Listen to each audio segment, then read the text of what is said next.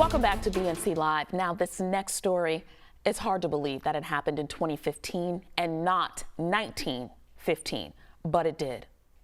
It's surprising that we're even having a conversation about something that was prevalent in the 1920s taking place 100 years later. A revenge KKK murder plot involving a white Florida corrections officer, Thomas Driver, and a black inmate, Warren Williams. The men got into a fight. Now, during that scuffle, Williams was bitten by Driver. Driver had to undergo several blood tests, and he wanted revenge for that. Driver, a Klu Klux Klan member, along with fellow corrections officer Sarge Morin, orchestrated the killing with Joseph Moore, who happened to be an FBI informant. Well, I got you here. This is a question just between you and me.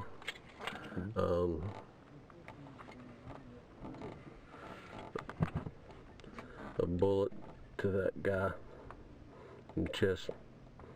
Satisfactory? Sounds good. All right.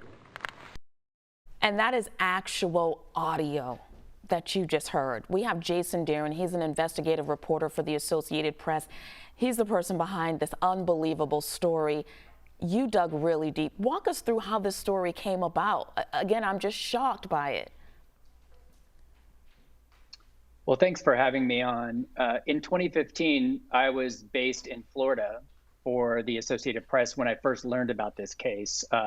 There was an announcement of the arrests of the 3 prison guards who were also Ku Klux Klansmen and who plotted this murder. But there were a lot of details that were left out, and the story was so incredible and kind of hard to believe, and also very interesting. The Klan had been infiltrated by the FBI, and they'd learned about the murder plot after that infiltration, and also that these guys worked for the Florida Department of Corrections. And so I just wanted to learn more.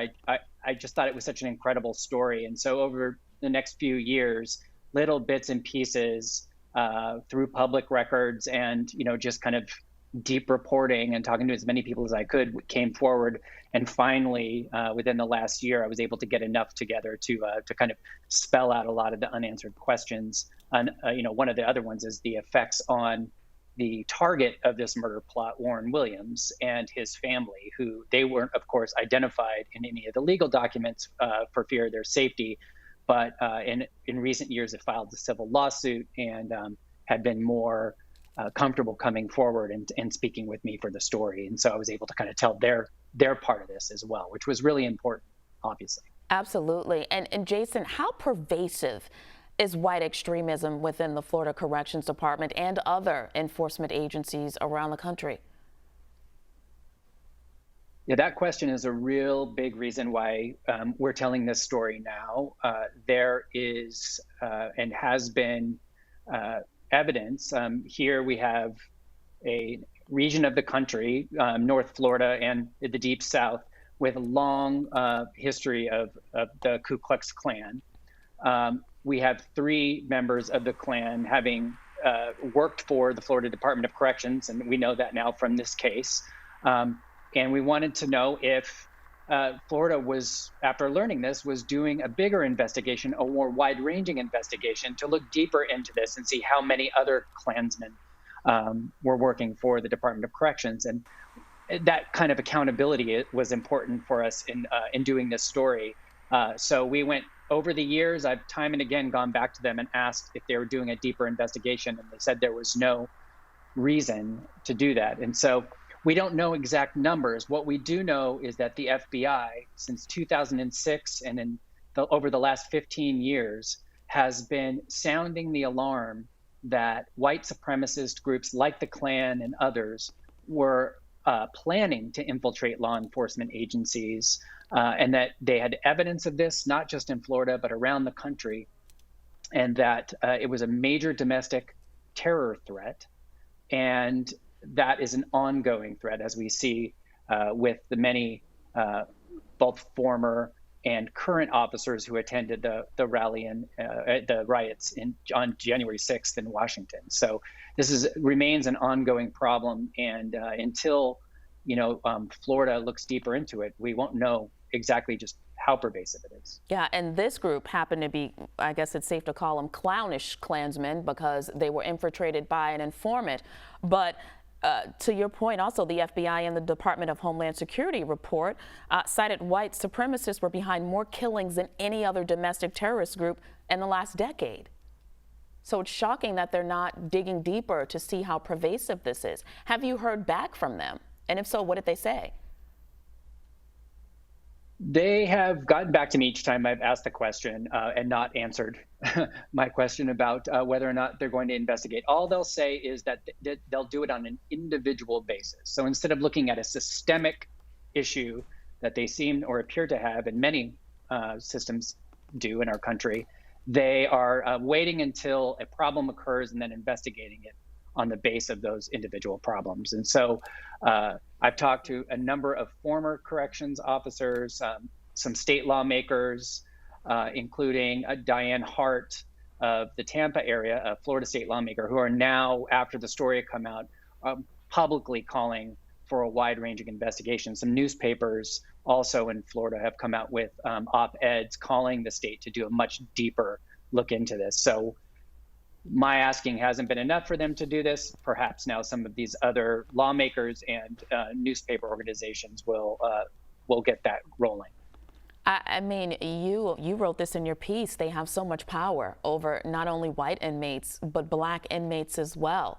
It's just shocking that they plan to do an investigation case by case. My last question for you, Jason, how is Warren Williams, the victim, doing, and how has his life been impacted?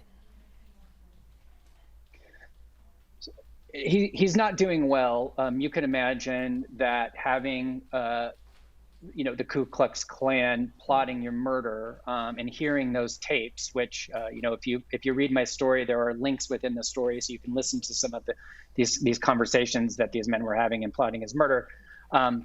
While they were caught and his life was saved because of good work by the FBI, and they were prosecuted by the state of Florida, these three men are in prison. The Ku Klux Klan is much bigger than these three men, obviously, and he's still concerned, that he's got to look over his shoulder whenever he's by himself. And his family feels the same way.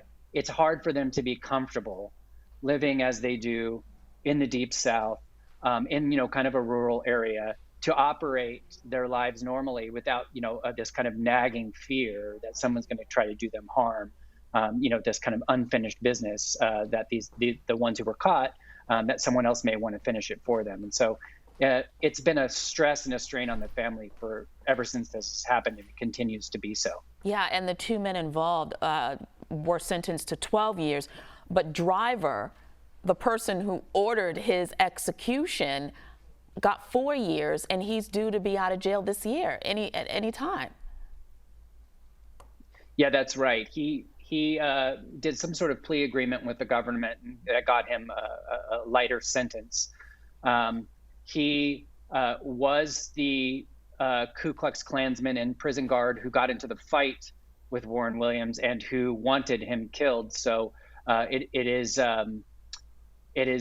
is very interesting to see that the government will make these kinds of deals, and even in a case as extreme and shocking as this, and give somebody such a light sentence. But apparently, he must have given them information that helped with the wider investigation, and they felt that was worth something. But yeah, you're right. He's due to be out later this year. And even with all that evidence, Jason, thank you so much for joining us, AP investigative reporter, and thank you for bringing that story to light.